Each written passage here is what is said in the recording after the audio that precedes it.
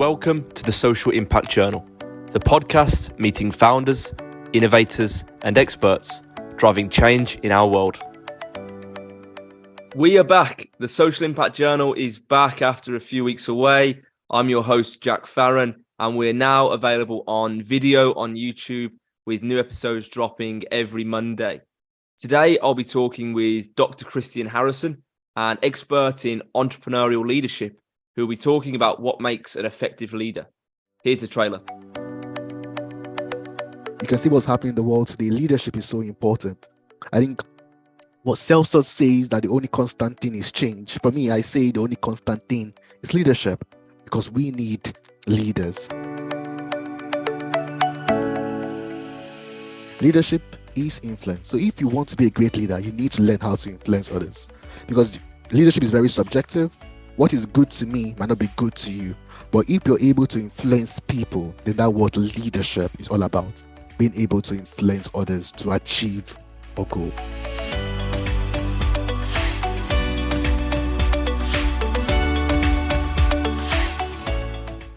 Dr. Christian Harrison, how are you today? I'm doing good, Jack. It's great to see you. Great, yeah. We met I remember in December 2022 in a canteen in University of West Scotland. So it's good to have you on the podcast today. So we'll soon get into discussing areas of leadership. But first, I'd like to understand a little bit about your career journey and how you got started. Great. Thank you very much, Jack. Like you said, I can remember when we met. It looks like ages now when we met in the canteen and getting to know the great things, the fabulous things you're doing. So well done.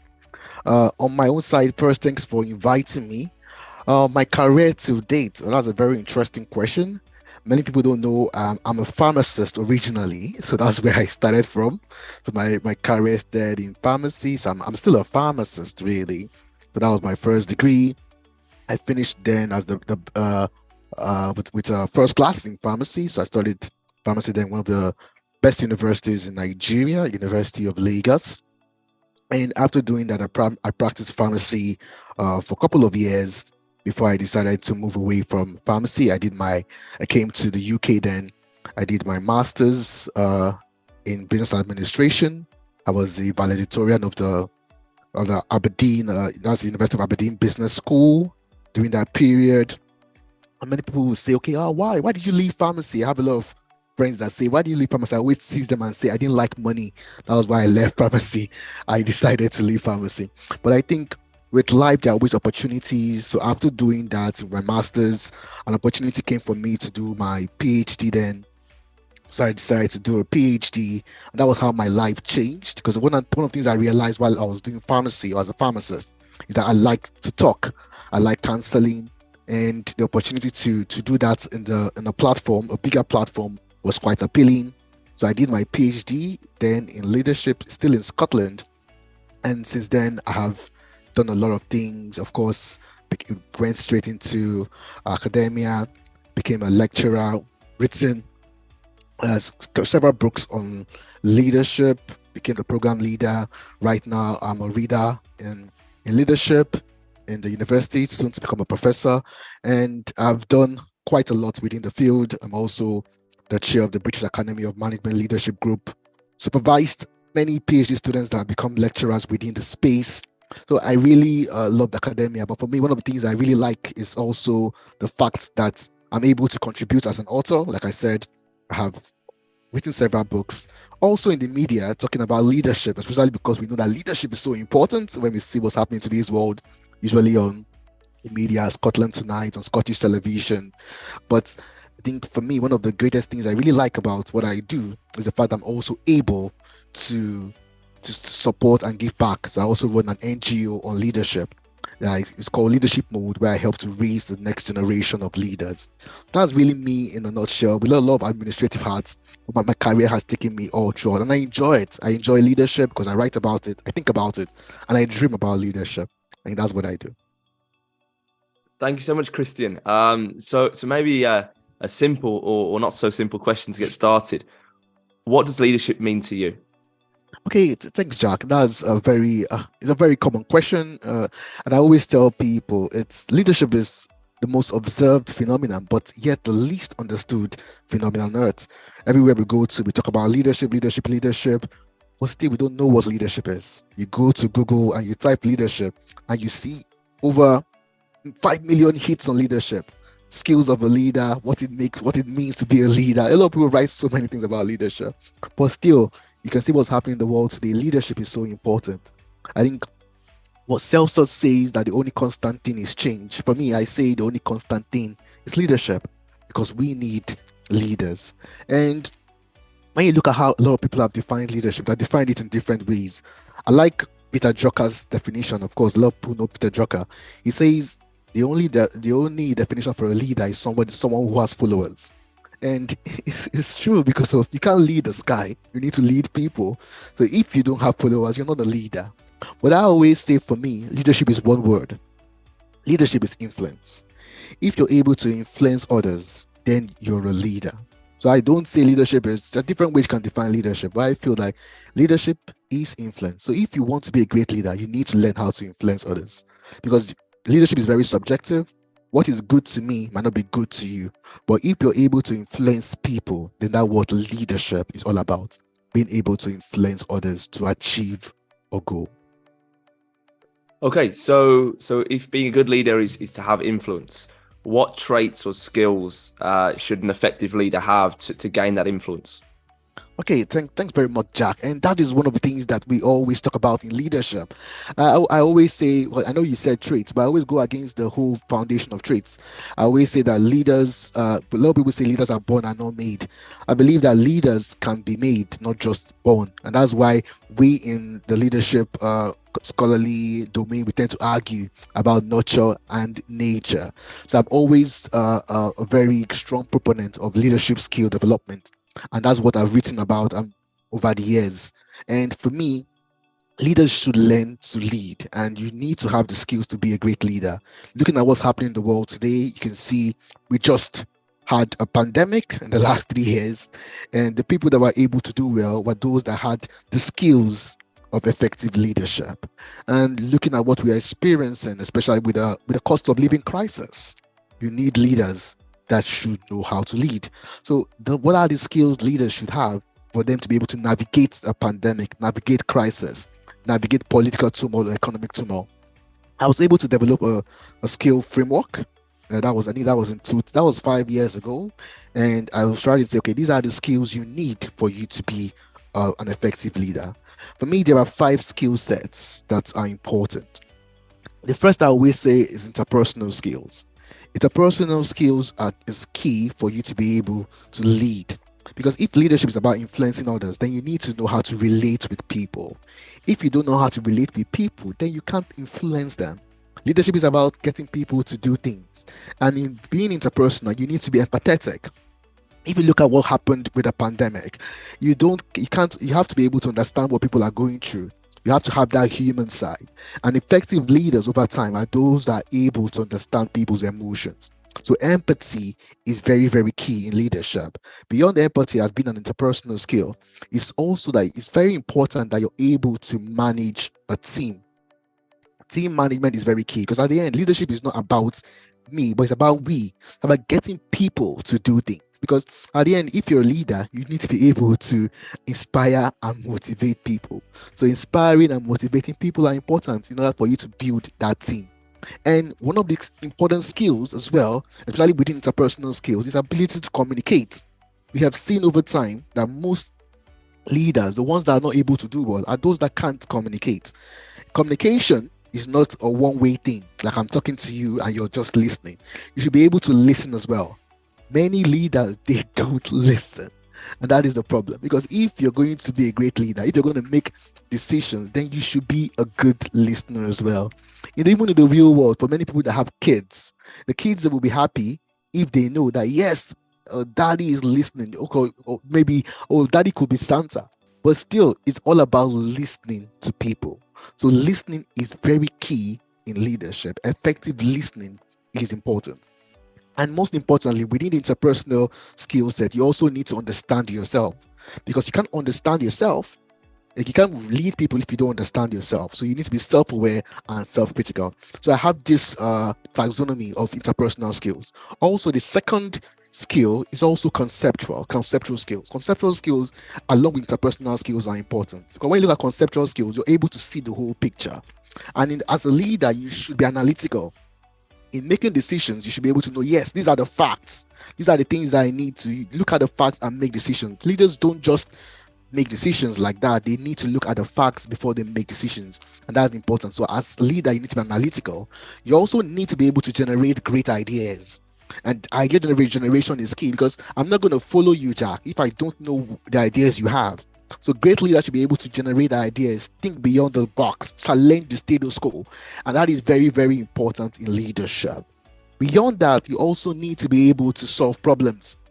Leadership is about helping people. It's about solving the problems that they have. And as a leader, you need to be able to identify the problem. The pandemic was a problem. How do you solve that problem? Oh, we are facing an organization is facing issues with the cost of living crisis. How can you solve that problem? And it's by carrying people along that you're able to do this. So problem solving is key. One of the key things about leadership is also the fact that you need to have a vision as a leader. So envisioning skill is very important. What's my vision for the organization? What's my dream? Like Martin Luther would say, I have a dream. What's the dream you have? Where do I see Scotland, or where do I see UK, or where do I see Uganda in the next 5 years? That's why in political leadership, there's always a manifesto, there's always a pitch, because every follower wants to be able to see what the leader wants. So that's why you need to provide a vivid picture of what you want the future to look like. But if you have the vision and you don't have a strategic map or planning to get there, then you only be a daydreamer. So planning is very important. Oh, we're gonna solve the pandemic, but how are you going to do it? What's the plan? Followers are quite smart. They know when the leader is just ticking the box. So strategic planning is very, very key. You need to have a plan. If we're going to be better, how are we going to get there? So that is also very important in leadership. Being decisive is important. You need to be able to make decisions, not just decisions, but quality decisions as well. Being decisive, and even when you make the mistakes, you need to be able to take responsibility for your actions. So those two skills are important: interpersonal and conceptual. Then the latter three skills are technical skills. In every area of your life, you need to understand. You need to be an expert in what you do. For me, I'm an expert in leadership. I have degrees. I have a PhD. I have so many degrees in what I do. So you need to improve yourself. So people would not follow you if they don't believe that you know what you're doing. So if you want to be the Secretary of Economy, then you need to understand about the economy. If you want to be a leader in law, then you need to understand about law. If you want to be a leader in business, you need to understand about the business. So technical expertise is key. Business skills are also important, because right now, most organizations, you need to understand about the business. You need to know about accounting. You need to know about human resource. You need to know about business administration. These skills are very important in leadership. And for me, finally, entrepreneurial skills are important, because if you want to be a great leader, you need to be able to recognize opportunities. You need to be able to exploit them when they come. And also, you should be able to manage risk. Taking a risk is not bad, but you should be able to take calculated risk. So these skills for me are so important for effective leadership. You need to have these skills. It might be difficult for one human being to have all this, but that's why we have leadership training programs, ways you can develop this skill set. But these five, my taxonomy that based on years of research in this space, this taxonomy has been seen to work, and I use this in my training in different people that I tend to train, and it has been effective. Thanks, Christian, for all those insights. And the last point you touched on in terms of entrepreneurial leadership, I know that's where much of your research work focuses on. So kind of as an entrepreneur myself, sometimes it's hard for me to turn off, especially working in different time zones. So what advice would you have for me as a startup founder in managing a work-life balance as a leader? Hey, thank you very much, Jack. And you've been doing some great stuff and wonderful stuff. And it's great because of people like you are trying to shape the domain of how we see enterprise. And the fact that you're trying to give back is very good. And for you as an entrepreneurial leader, it's so important that you're able to manage your time. You have to, it's not, you can't be everywhere at the same time. And one thing that makes an entrepreneurial leader stand out, like I said, it's about self-management. Self-management is key. And for you to be a strong one, you need to be self-aware. And in doing that, one thing that makes you great is that you know your strengths and you know your weaknesses. You can't do everything. So being critically aware of what you can do, what makes Jack great? Oh, Jack is great at the IT. Jack is great at this. Then you focus on your strengths. Then the weaknesses you have, there are two things you could do. You could try to see how you can develop that expertise to help with your weakness, or you delegate it to somebody else that can support you. That's what we call distributed leadership. Okay, because at the end, you know, okay, what am I really required to do? Okay, I'm looking at the conceptual part, and the other parts, the functional parts, somebody can help me out. But it's by understanding your strengths and weaknesses. That is how you'll be able to do much more. And that is very important. So self-management for you is very key, because at the end, you need to be able to manage your time. It's only 24 hours in a day. You can't, unfortunately, you can't increase the 24 hours, Jack. But you should be able to know, yes, within these 24 hours, how am I going to be able to use it and not burn out? That's one of the things that many times entrepreneurs, it's very easy. They have the motivation, they have the vision, they know what they're trying to do, but at the end, they're not able to manage their time. And that's why sometimes it doesn't work. So being able to manage yourself is important. But for me, beyond that, the opportunities that you have that also makes you stand out. The opportunities are everywhere, but for you, you have to be able to identify those opportunities when they come and exploit them, because that's what's going to make you different. And because if you're able to exploit them, you see that you'll be able to manage your time more effectively. So when these opportunities come, there are so many opportunities, but what opportunities do I think at the moment I can sufficiently exploit? Because at the end, what makes an entrepreneur stand out is that they're able to see what others can't see. So it's all about trying to exploit those opportunities when they come. But I know you're doing a good job, but you need to be able to manage yourself better. That's what's going to make you stand out as an entrepreneur. Okay, thanks so much, Christian. So you were talking about some of the, the most effective skills that a leader can have. So I'd be really keen to understand, who are your favorite leaders and why are they effective with the skills that you mentioned in the framework? Okay, thank you very much, Jack. And the funny thing, Jack, every time I say this, a lot of people would ask me, well, yes, okay, Christian, tell me now, who's your favorite leader? Because I always ask people during my CPDs. I do a lot of CPDs. I did one for the UK Cabinet Office a couple of months ago. So I do a lot open CPDs as well. And they asked me that, who are your leaders? Because they always come up with their own leaders. I try to be very objective, and I say, okay, yes, I don't want to mention leaders, but at the end, it's always great to have some leaders that you can also try to align, because I always say that if you want to understand leadership, you yourself, you need to have examples of leaders that you role model, because leadership is about role modeling. Because for you to learn about leadership, then you should have role models that you think you can aspire to.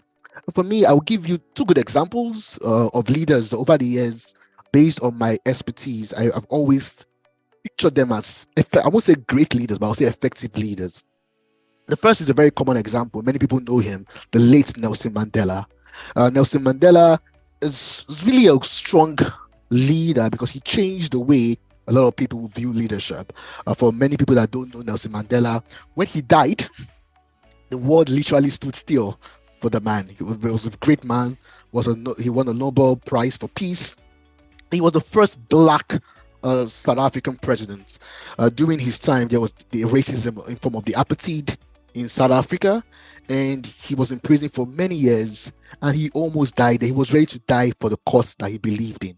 He was the ANC leader, and he really wanted to cause a change, and he really changed. He changed South Africa. Now, South Africa is no longer the same.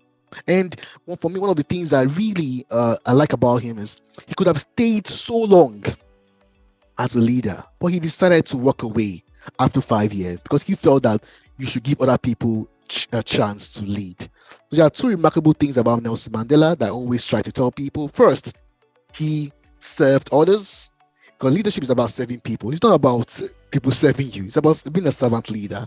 It's a call to service. And he was ready. He served others, and he believed in the cause that he was going for. and that's what made him stand still. He was there for people, and leaders have to learn how to serve. And secondly, the fact that he knew when to walk away, because as a leader you should also know that you can't be there forever.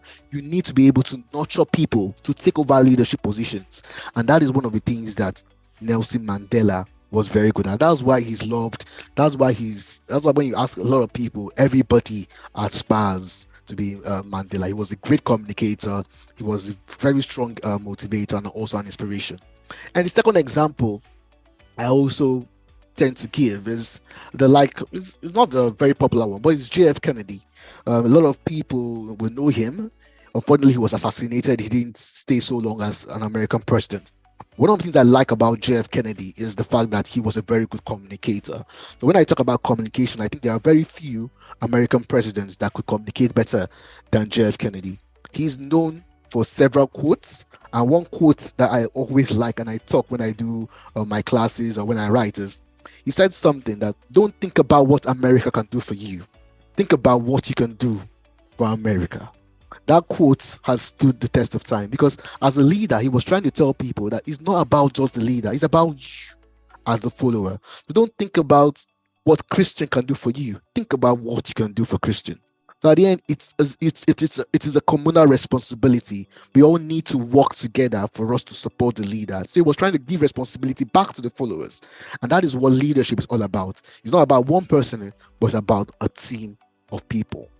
So these two examples really are great. Although they're political leaders, there are many other leaders that I would say are quite good at what they do, particularly within business or within organizations, even within the technology space. But for me, these two leaders have had a great impression on the world and also on me as well.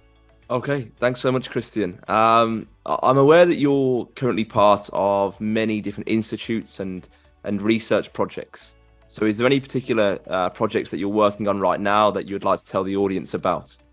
Hey, thank you very much, Jack. Like you said, I'm involved in several research projects and charity organizations. Like I said initially, I'm the chair of the leadership group of the British Academy of Management. I also chair the African Academy for African Studies and the chair of the African Studies group of the British Academy of Management. I do a lot of research across board, and at the moment what I'm trying to do, or I'm working on, like you said, entrepreneurial leadership, and that is where my expertise really is. Although there are different forms of leadership, I've supervised several forms of leadership over time, but my primary interest in entrepreneurial leadership.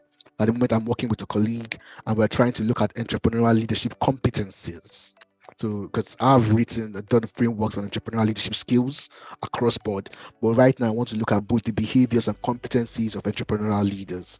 So we're looking at Pakistan at the moment, and we're trying to look at the business incubators within that space and trying to say, okay, if entrepreneurial leadership is not about one person, but it's about a team, then what are the competencies you need to have for you to be an entrepreneurial leader at a team level? So that's one of the things I'm doing at the moment. But also, I'm also looking at crisis leadership as well. So at the moment, I'm also looking at crisis, because we already know that we're in a state of flux. It's a very dynamic environment, a piece of turmoil. So right now, I'm writing a book looking at how do you lead during the times of crisis? What are the kind of skills you need for you to lead during the times of crisis? Entrepreneurial leadership, of course, is very important, but we need leaders that can lead during those times of crisis. So I'm doing so much within both spaces. Thanks, Christian. And do you have a release date for the book, or any idea when it's coming out? Okay, good. You released it for the book, so it's going to come out before the end of the year. So please watch that space. So that's Leading During Crisis. So it's published by Routledge, and we'll be having that out very soon. So before the end of the year, we'll be looking at that. So that's Leadership During Times of Crisis. So we have some other contributors within that space. So it's a great one. I think it's going to be a compendium on how you can lead during that period of crisis. Okay, great. Well, Christian's Twitter profile and LinkedIn is running below the screen right now, so please do follow his pages, and I'm sure Christian will be updating his followers on when the book is out. We have a few quick fire questions before we finish up today, and the first is, what are your favorite books that you recommend to your students and fellow entrepreneurs to read? Hey, thank you very much, Jack. Of course, as an academic, I tend to read a lot, fortunately or unfortunately, but I always tell people you have to read because at the end, if you read, it's a way of developing yourself. Leadership is a personal journey. And in order for you to be able to lead or for you to be an entrepreneurial leader, you need to be able to dedicate some time to read. So I think reading is important. For me, there are two key books that I strongly recommend. One of them is my book on leadership. It's called Leadership Theory and Research, a critical approach to new and existing paradigms. It's published by Palgrave. It's a very good book, not because I wrote the book, but the fact that it's good. Because when I wrote the book, that was 6 years ago, I was trying to provide a book in the leadership space that's an easy to read book. As an academic, I know how to write in form of jargons. But why write a book that people can't understand? Because I think that was my own justification. We need a book that people can use. So that was why I wrote the book. It's not the biggest monograph, but it's a book that you can easily read. So I use it for my CPDs when I talk to the NHS or the NES or other colleagues. So they read the book and understand what leadership is all about.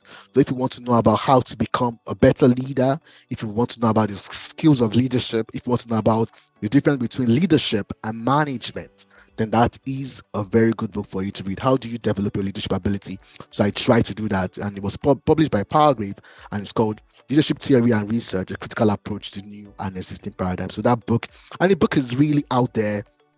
A lot of universities across the globe use it as an essential reading text, and this book is highly recommended. So that's one book. And the second book is written by somebody else. Is The New Entrepreneurial Leader. That book has also been quite. I think that book was in 2011 by Greenberg and colleagues. So that book is also good. It talks so much about entrepreneurial leadership and how entrepreneurial leadership can be viewed within the field as well. So those two books are books that you can read if you want to know about leadership and entrepreneurial leadership.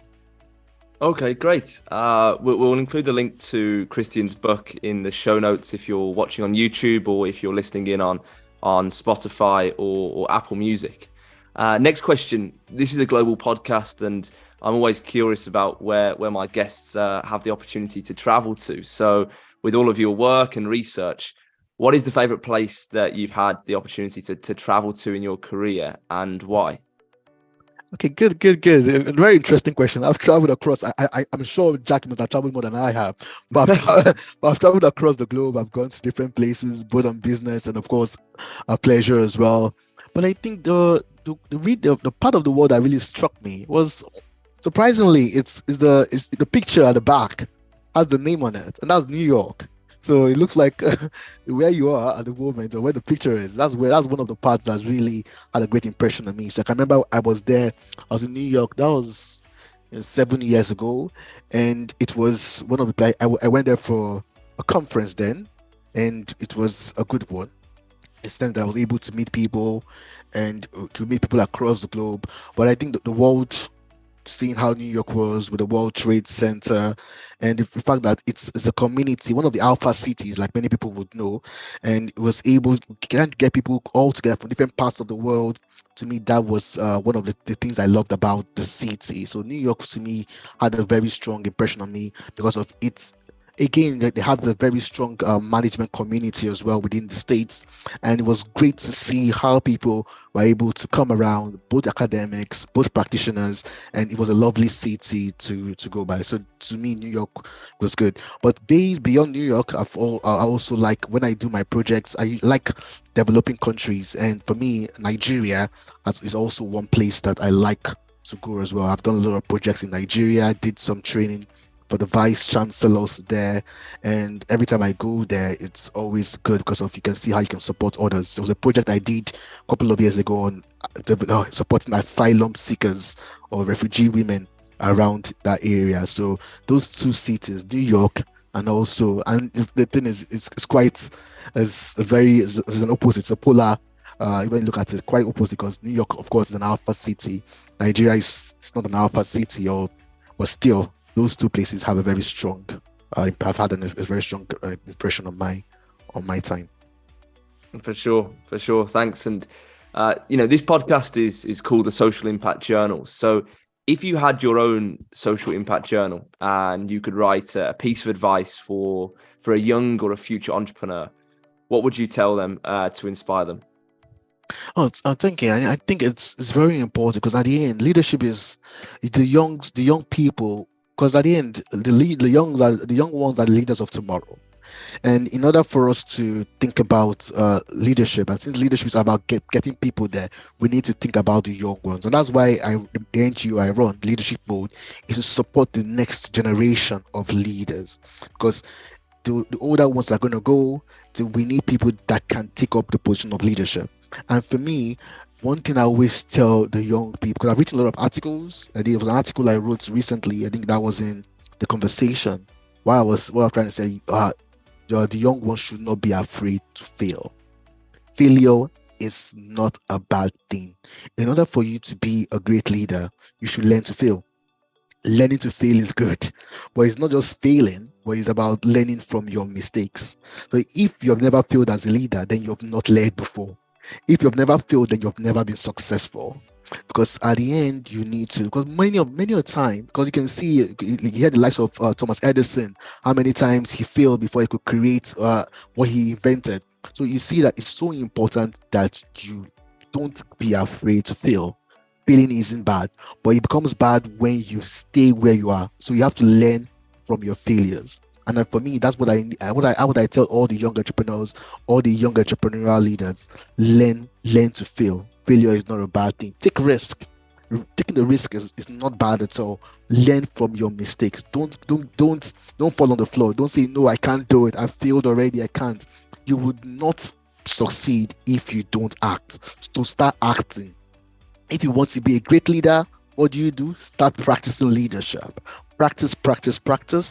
Practice makes perfect. If you want to be a good communicator, start communicating. If you want to be a good speaker, start speaking. If you want to be a good listener, start listening. If you want to be an entrepreneur, then start the business. So that is how it is. So don't be afraid to fail. Start from where you are, and you will see that you would learn. That's my talk always for the young ones. Well, this has been episode 9 of the Social Impact Journal. Dr. Christian Harrison, thanks so much for all of your great insights on leadership, and thank you for your time. Thanks, Jack, for inviting me, and it's a pleasure to be here. And thanks for the great work you're doing, shaping the landscape. And it's I can see you get into greater heights, and it's great that we are able to support in any way that we can. So thank you.